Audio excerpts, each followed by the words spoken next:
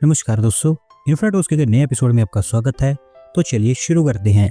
पहली खबर की शुरुआत करते हैं मुंबई से, जहां पर दोस्तों पवन हंस के द्वारा वर्ली हेलीपैड को लेकर फिजिबिलिटी कंप्लीट कर दी गई है और अभी ऐसा पाया गया है कि यहां पर एक हेलीपैड का कंस्ट्रक्शन किया जा सकता है। दोस्तों इसका थोड़ा सा आपको बैकग्राउंड समझाऊं तो वर्ली जेट एक टेम्परेरी स्ट्रक्चर था जिसको मुंबई कोस्टल रोड के लिए बनाया गया था कंस्ट्रक्शन के दौरान, जो कंस्ट्रक्शन के बाद डिमोलिश किया जाना था, पर कोस्टल पुलिस के रिक्वेस्ट के बाद इसको डिमोलिश नहीं किया गया और अब अर्बन प्लानर्स ये चाहते हैं कि यहाँ पर एक हेलीपैड बनाया जाए क्योंकि ये मल्टीपल पर्पस के लिए इस्तेमाल किया जा सकता है।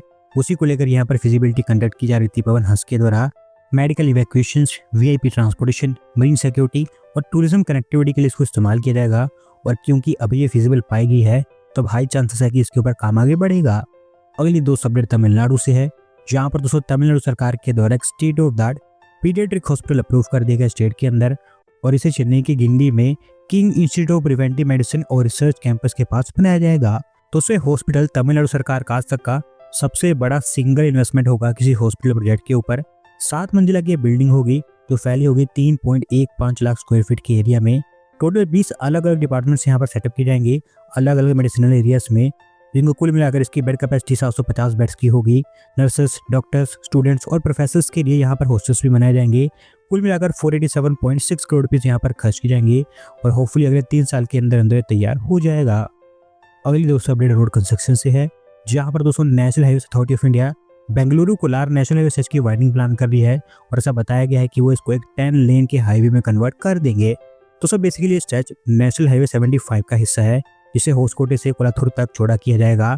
ओवरऑल 69 किलोमीटर के आसपास इसकी लेंथ होगी, जिसमें 6 सेंट्रल लेन्स लॉन्ग कम्यूटर्स के लिए होगी, जबकि दोनों साइड पर 2-2 लेन्स सर्विस रोड के रूप में बनाई जाएंगी। एनएचए का कहना है कि आज के समय में इसकी वाइडनिंग काफ़ी ज़्यादा ज़रूरी बन चुकी है क्योंकि यहाँ पर ट्रैफिक कंजेशन इतना ज़्यादा बढ़ गया है कि लोगों का कीमती समय फालतू यहाँ पर बर्बाद हो रहा है ट्रैफिक कंजेशन में। ओवरऑल एक बार जब ये चीज़ कंप्लीट हो जाती है तो कोलार और बंगारपेट की तरफ जाने वाला जो ट्रैफिक है वो काफ़ी ज़्यादा स्मूथ बन जाएगा।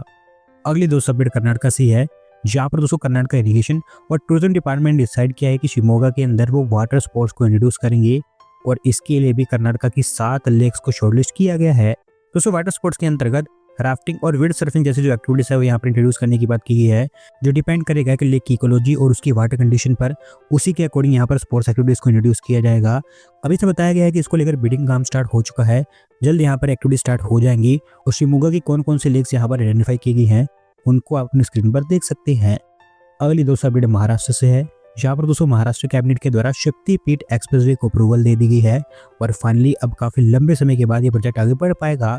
दोस्तों शक्तिपीठ एक्सप्रेसवे एक एक्सेस कंट्रोल 6 लेन का एक्सप्रेसवे होगा जिसकी लेंथ अराउंड 802 किलोमीटर के आसपास होगी, जो इसे महाराष्ट्र का सबसे लंबा एक्सप्रेसवे बना देगी।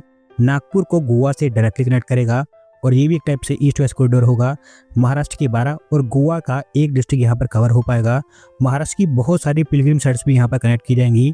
कुल मिलाकर 83,600 करोड़ रुपीज़ का यहाँ पर खर्चा आएगा इसकी कंस्ट्रक्शन के लिए और उसमें से अभी 20,781 करोड़ रुपये एलोकेट कर दिए गए हैं ताकि जो शुरुआत में काम है वो स्टार्ट किया जाए और साथ साथ इसके जो लैंड है वो भी एक्वायर की जाए। एक बार अगर ये तैयार हो जाता है तो नागपुर से गोवा का डिस्टेंस सिर्फ 7 से 8 घंटे के अंदर अंदर ही कंप्लीट किया जा सकेगा, जिसको अभी 17 से 18 घंटे तक का समय काफ़ी इजीली लग जाता है।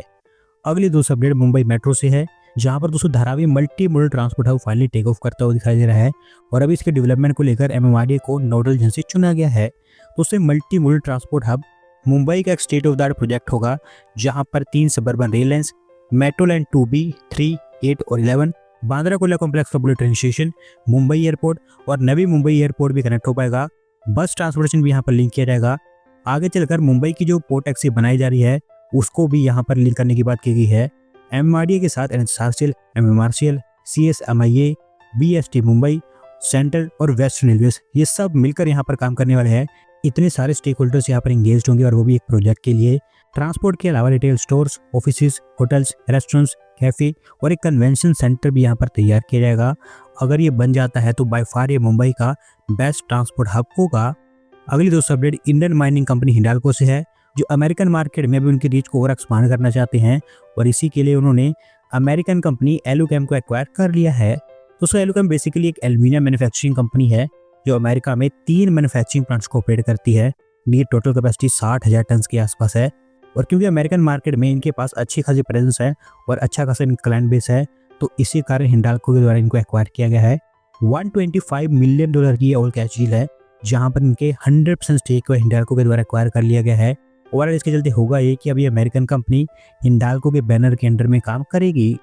आज की शुरुआत की अपडेट उत्तर प्रदेश से है, जहां पर दोस्तों यूपी सरकार झांसी के अंदर एक पीनट क्लस्टर को डेवलप करने में लगी हुई है और इस प्रोजेक्ट को भी वर्ल्ड बैंक का सपोर्ट मिल गया है। दोस्तों हालांकि ये पीनट क्लस्टर झांसी में बनकर तैयार होगा, लेकिन ये बुंदेलखंड के 7 डिस्ट्रिक्ट्स को कवर करेगा, जिसमें झांसी के अलावा जालौन, ललितपुर, महोबा, हमीरपुर, बांदा और चित्रकूट ये सब इंक्लूडेड होंगे।